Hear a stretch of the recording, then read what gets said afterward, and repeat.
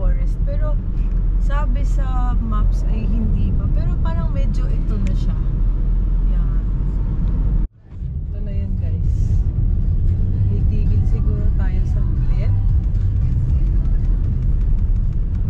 Ito na yun guys. Siguro tigil lang tayo sa ulit. Ang ganda!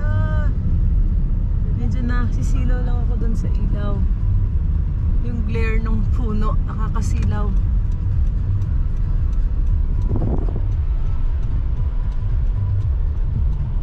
Yay guys, ito. So pag magpipicture kayo, ingat lang kayo kasi dinadaanan to ng kalsada.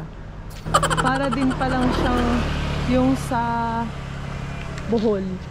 Ayan guys, ang ganda. Siguro maganda dun mamaya magpicture pag wala ng tao. Ayan guys, woo!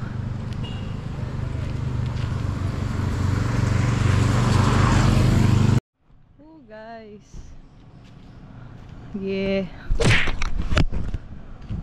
yes.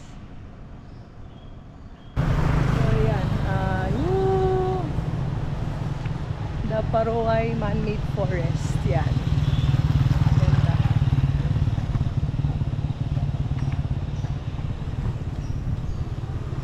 So yan guys, tapos na tayo dito sa Man-Made Forest and supposed to be, hindi na natin pupuntahan yung seatbelt na naman.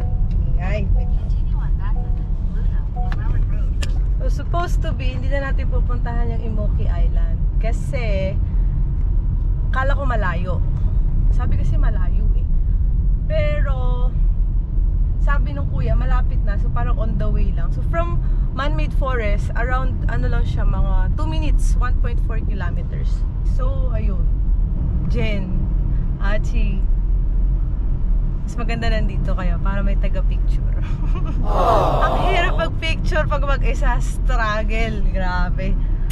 Hindi kagaya nung nagbatanes ako, mag-isa ako, pero may guide kasi, so may taga-picture.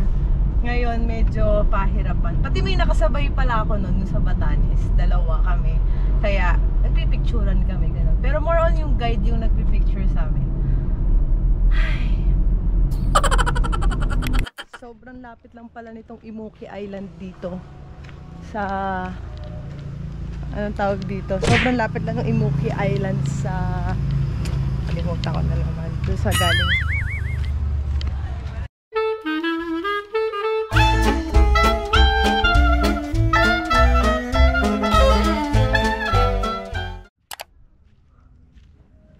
guys. Yung Imoki Island pala ay hindi siya maalon. So, hindi ko alam anong meron dito. Ayan guys. Oh. Hindi siya maalon guys. Ang init. Cottage shed. Ayan. Sumilip lang tayo guys. Yan, pakita ko sa inyo.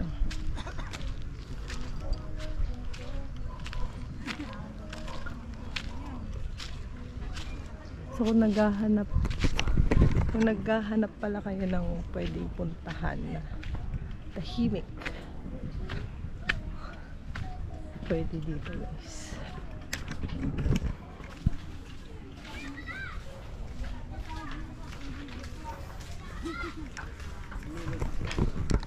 Tapos ang dami pang pwedeng bilihan. Ayan. Bili na madam. So yun guys, it's currently 11:47 in the morning. Grabe! Siguro umalis tayo ng San Fernando before 8. Basta ang tanda ko, 8 o'clock pasado ng konti. Nasa Seabids na tayo. Seabuds pala. Nasa Seabuds na tayo. Then nakaalis tayo doon around almost 9. Kasi medyo matagal din yung food. So almost 9, pati natagalan ako ubusin kasi medyo marami siya guys. Tapos almost 9 na siguro. Then, ayun, 11:48 na sa ngayon. At napuntahan na natin yung Baluarte Watchtower, Bato de Luna, Bahay na Bato, Imoki Island, tsaka yung, teka, ano nga ba yung pinuntahan natin before Imoki? Yung ano, Man-Made Forest, yun. So, grabe guys, ang bilis natin, no? Hindi rin ako masyado nagtatagal sa labas kasi sobrang init guys, sobra, as in siguro baka Sobra. Sabi dito sa kotse, 32 degrees daw sa labas. Pero feels like mga 40 degrees. Ayan, pabalik na tayo ng San Juan. So from Immoki Island, hindi ko in-expect ng Immoki Island hindi pala siya maalon. Akala ko maalon din siya. Pero very ano lang, subtle. Talaga lang. Hindi siya maalon. Very relaxing. And ang tahimik lang guys. So kung naghahanap kayo ng lugar na pwedeng puntahan na wala masyadong tao, Immoki Island is the one. And pagpasok nyo pa lang doon sa entrance ay may sasalubong na sa inyo na napakaraming tindahan, may mga stalls, mga food. So kung hindi pa kayo kumakain, pwede kayo kumain doon, and may mga shirt din na mga binibenta. So ako kasi medyo busog pa ako simula nung kinain ko pa kanina sa Seabads, hindi ko pa nga ubos yung kape ko eh. Ayan. Hindi naman kasi talaga tayo malakas kumain. Ayan.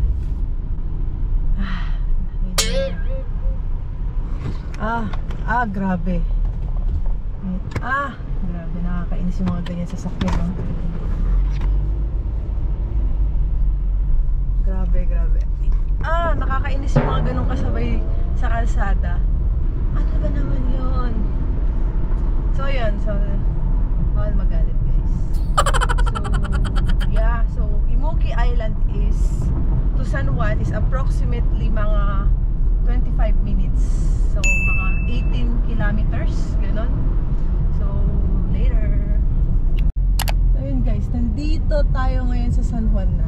So, gusto ko sana bumababa, pero gusto ko pakita sa inyo guys yung mga pwedeng pagstayan. Kasi medyo may tinanungan din ako dito eh. Plaza Castile. Ang dami ditong accommodation sa San Juan and kainan kaliwat kanan. Tuturo ko sa inyo guys mamaya pagka nalampas. Ito guys, nasa kaliwa. Ayan, Plaza de Castile. Diyan nagstay dati yung kasama namin nung nag-load yun kami last year. At nag-inquire din ako doon and very accommodating sila guys. So yun, ang dami dito guys. Malapit na rin to sa Jetsam. Jetsam yung pinagstayan namin before. And ang dami, kaliwat kanan dito guys. Dito rin yung Fat Wave bande. Sobrang gusto ko din doon sa Fat Wave. Pero dahil na-try na natin siya. Iba naman, ito Dampa, sikat din yan. Ayan, nasa kanan. Ito El Navi. Ano siya, parang sikat din na hotel. Ayan, nasa yung kulay blue guys. Medyo sikat din siya. Ayan, na accommodation. Parang yung El Union Coffee dito bande. Ayun yun, dun sa baba. El Union Coffee. Kaso parang kotang-kota na tayo sa kape guys. Ito rin banda yung Mad Monkey. Hindi ko sure kung lampas na. Pero parang nag-tricycle kami nun before eh. Medyo malayo rin kasi. Nasaan na si Jetsam? Nalampasan ko na rin. Basically guys, ang San Juan, La Union, sa Urbis Tondo, nandito kalimitan yung mga accommodation tsaka mga resto. Pero hindi na natin mapupuntahan lahat siguro. So sa ngayon siguro babalik na tayo ng San Fernando and siguro i-cover ko na rin yung mga iba kong dapat na pupuntahan pa. Siguro yun, sa San Fernando kasi San Fernando is the capital of La Union, no? So yun. So yun guys, San Fernando pala, nandyan yung Pinangan Ruins, Poro Point Lighthouse, Poro Point Baywalk, tapos yung Capitolio, tas yung Macho Temple. Hindi ko alam kung baka mamaya kasi yung Pinangan Ruins meron na namang entrance fee guys. Nagagastos na ako masyado sa entrance fee. Ang daming entrance fee. Parang mas gusto ko na lang bumalik ng location 180. Ang init kasi guys, sobra. Pero tingnan na muna natin yung Pinangan Ruins siguro.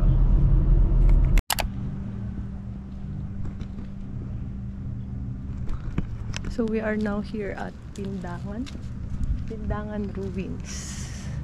Kuya, saan ang entrance? Entrance nito? Pwede ba pumasok? You can go there. Outside? Yeah, outside. Okay, thank you.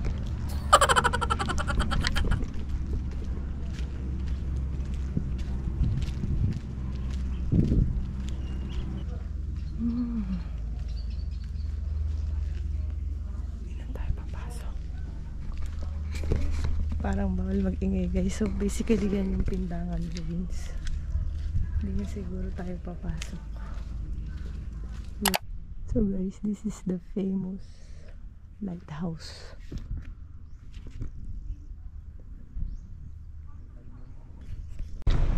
Ayan guys, Thunderbird. May entrance fee. May entrance fee pala guys. So, dapat Continue on Pennsylvania Avenue for 2 kilometers. papasok lang sana ako para mag-ikot. Kaso may entrance fee pala dapat. And hulaan nyo guys magkano. 1,000 pesos, consumable. So kung gusto nyo siguro mga parang day tour ganun, no? Yun, 1,000 pesos, consumable naman daw. Pero kasi ang plan ko lang is check, tingin lang. Pero hindi sila nagpapapasok guys. Hello guys! So ngayon ay papunta tayo ng San Juan. Medyo nagpahinga lang tayo ng konti. Medyo napagod ako kanina kasi sobrang init guys. So ngayon nagugutom ako.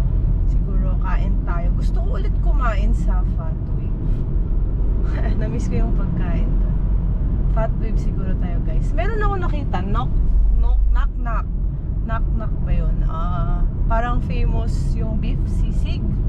Pero parang basta nagkikrave ako sa pasta ngayon. So siguro Fat Wave tayo. Kasi natandaan kong sa Fat Wave masarap ay ang pasta. So yun. Balitaan ko kayo mamaya pag nasa Fat Wave na tayo.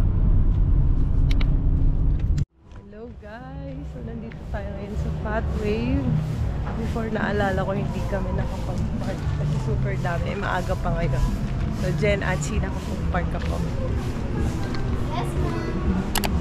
Good afternoon. Good afternoon.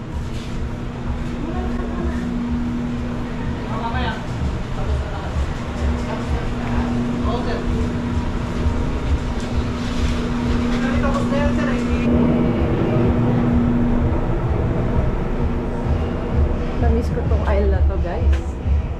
Tapos dito yung mga dessert. Oh, wala na yung dessert. Wala na yung na-try namin dessert. Ayan, may bar din pala dito guys.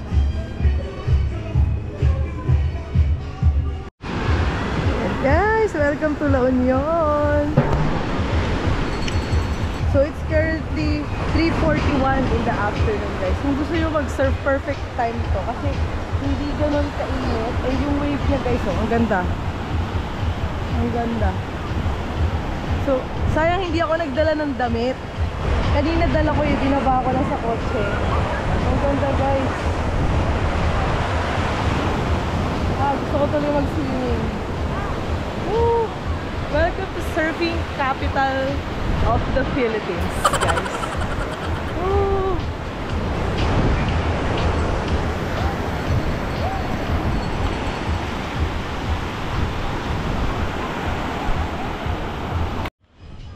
Sana pala dinala ko yung gamit ko guys. Ayan o.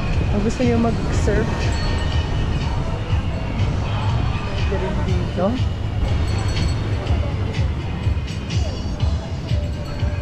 Surfing ma'am.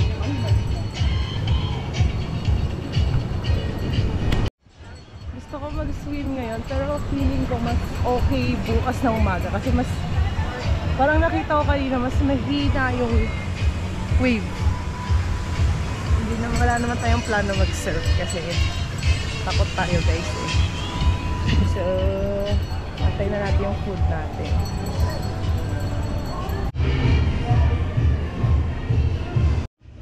Yes guys. Food, carbonara. Kaya namin ubusin ng isang tao. Sabi good for two. Egg na naman tayo. Ay,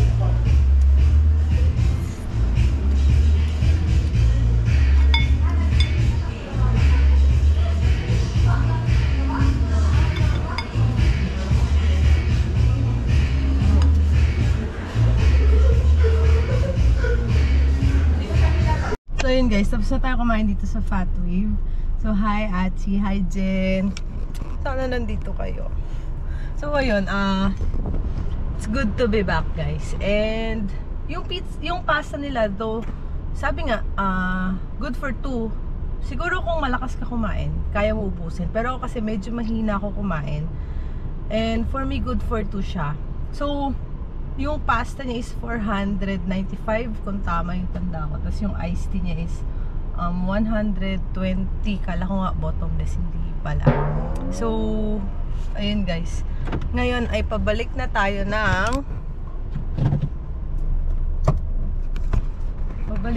ng San Fernando. Pero bago yun ay gusto ko muna mag-ikot-ikot dito ng konti.